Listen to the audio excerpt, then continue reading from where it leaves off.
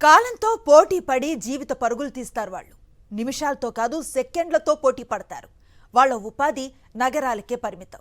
వీరు దేశవ్యాప్తంగా కోటికి పైగా ఉంటే 2 తెలుగు రాష్ట్రాల్లో 8 లక్షలకు పైగా ఉన్నారు. అందులో 99% యువకులే పనిచేస్తారు. ఇంతకాలం వాళ్లను పట్టించుకోని ప్రభుత్వాలు ఇప్పుడిప్పుడే వాళ్ళపై ఫోకస్ పెట్టాయి. ఇంతకు వాళ్ళెవరు, ఏంటా ఉపాధి? వాస్తు స్టోరీ. ఆన్లైన్ ఆర్డర్ ఏదైనా పెడితే 10 అంటే 10 నిమిషాల్లో ఇంటికి డెలివరీ చేయడానికి ఆఘమేఘాల మీద పరిగెడుతున్నారే వీరే గిగ్ వర్కర్స్. ఆన్లైన్ బిజినెస్ ఊపందుకున్న తర్వాత గిగ్ వర్కర్స్ కి మంచి డిమాండ్ పెరిగింది. ఎంతలా అంటే ప్రపంచవ్యాప్తంగా ప్రస్తుతం 20 కోట్ల మంది గిగ్ వర్కర్స్ పనిచేస్తున్నారు. భారత్లో 1 కోటి మందికి పైగా గిగ్ వర్కర్లు పనిచేస్తూ ఉండగా తెలంగాణలో 4 లక్షల మంది, ఆంధ్రప్రదేశ్లో 3 లక్షలకు పైగా యువత గిగ్ సేవలు అందిస్తున్నారు. రోజు రోజుకి వీరి సంఖ్య పెరుగుతూ వస్తుండటంతో ప్రభుత్వాలు వీరి సంక్షేమం గురించి ఆలోచించే స్థాయికి గిగ్ ఎకానమీ ఎదిగింది. గతంలో జగన్ హయాంలో వైఎస్ఆర్ బీమా పథకంలో భాగంగా గిగ్ వర్కర్లకు 5 లక్షల బీమా వర్తించేలా చేశారు జగన్. గిగ్ కార్మికులలో 99% యువకులే పనిచేస్తుండటంతో ప్రభుత్వాలు వీళ్లకు సంక్షేమ పథకాలు కల్పించాలని చూస్తున్నాయి. అందులో భాగంగానే మోదీ ప్రభుత్వం ఇన్సూరెన్స్ కల్పించనున్నట్లు గత బడ్జెట్లో ప్రకటించారు కేంద్ర ఆర్థిక మంత్రి నిర్మలా సీతారామన్.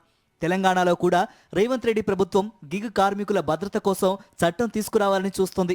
గిగ్ వర్కర్లకు ఉద్యోగ భద్రత, కమిషన్ ఎక్కువగా వచ్చేటట్లు చూడటం, యాక్సిడెంట్ బీమాతో పాటు రవాణా శాఖ నుంచి ఇంకా ఎలాంటి సదుపాయాలు కల్పించాలో తెలుసుకునేందుకు ఏప్రిల్ 25 లోపు గిగ్ వర్కర్ల నుంచి సమాచారాన్ని తెప్పించుకొని త్వరలో గిగ్ వర్కర్ల భద్రతా చట్టాన్ని తీసుకురానుంది తెలంగాణ ప్రభుత్వం. కానీ ప్రభుత్వం 4 రోజులు హడావిడి చేసి మమ్మల్ని మర్చిపోతాయని వాపోతున్నారు గిగ్ వర్కర్లు. కిలోమీటర్కి 10 రూపీస్ ఇస్తారు. 20 రూపీస్ చేస్తే మంచిగా ఉంటుంది ప్రభుత్వం. ఇది బ్లింకెడ్ది. కిలోమీటర్కి ఏదైనా ఇప్పుడు ర్యాపిడో అయినా కానీ ఊబర్ ఏదైనా కానీ 10-20 అంతే ఇస్తుంది. ఇంకా పెంచాలని డిమాండ్ ఉంది అంతే. అంతే అది ఏం యూజ్ కావు. అది వాళ్ళు చెప్తారు అంతే కానీ ఏది అమలు రాదు. చేయించుకున్నాం కానీ అది కాదన్న. అది మండల ఆఫీస్ తిరగాలి, అక్కడ తిరగాలి, మీ సేవకు పోవాలి, అక్కడ వాళ్ళు చేస్తా దాని చుట్టుముట్టే తిరగడానికనే పైసలు అయిపోతాయి. కానీ Rapido, Ola, Uber, Zomato, Swiggy, Blinkit, Flipkart, Amazon లాంటి సంస్థల్లో డెలివరీ బాయ్స్గా చేస్తున్న గిగ్ వర్కర్లు ఆయా కంపెనీల వ్యాపార సంపదను పెంచడంలో కీలక భూమిక పోషిస్తున్నారు. కానీ గిగ్ వర్కర్లు మాత్రం దినదిన గండం అన్నట్లు రోడ్లపై జీవిత పరుగు పోరాటం చేస్తున్నారు. గిగ్ కార్మికులుగా పనిచేయాలంటే ఎలాంటి విద్యార్హతలు అవసరం లేదు. బైక్ నడపడంతో పాటు లైసెన్స్ ఉండాలి. అలాగే స్మార్ట్ ఫోన్ని ఉపయోగించే తెలివితేటలు ఉంటే చాలు. కానీ బయట ఉపాధి అవకాశాలు లేక, ఉద్యోగ నోటిఫికేషన్లు రాక ఉన్నత చదువులు చదువుకున్న వారు సైతం గిగ్ వర్కర్లా మారుతున్నారు. ఆర్డర్ 10 నిమిషాలు వేయాలి, 10 నిమిషాలు వేయాలని స్పీడ్లో ఉంటారు. ఇప్పుడు వాళ్ళ కస్టమర్లను అర్థం చేసుకోవాలి. అది మళ్ళీ కంపెనీ వాళ్ళన్నా దానికి ఇంకోటి ఇక్కడ ఒక 2 కిలోమీటర్స్ 3 కిలోమీటర్స్ ఆర్డర్ ఇస్తే 20 రూపాయలు వస్తున్నాయి. బయట ఉపాధి లేక ఇది చేస్తారు అందరూ. బయట అక్కడ డైలీ టార్గెట్ చేసి దానికి కొంచెం ఇన్సెంటివ్ ఇస్తుండే. ఇన్సెంటివ్ తక్కువ వేసిండు. ఇప్పుడు ఇంతకుముందు ఇన్సెంటివ్ ఎక్కువ ఉండే. గిగ్ వర్కర్లు ఎంత వేగంగా డెలివరీ చేస్తే అన్ని ఆర్డర్లు ఎక్కువగా వస్తాయి. దీంతో టైంతో పోటీపడి మరీ డెలివరీ చేయడానికి ఆరాటపడతారు. ఉద్యోగ భద్రత లేకపోయినా మరో దారి కనబడక కాలంతో పోటీ పడుతున్నారు. దీంతో చాలా మంది ప్రమాదాల బారిన పడుతున్నారని, గిగ్ వర్కర్లకు ఇన్సూరెన్స్ కూడా ఉండటం లేదని ఆవేదన వ్యక్తం చేస్తున్నారు. నిన్న ఒక అబ్బాయికి యాక్సిడెంట్ అయింది.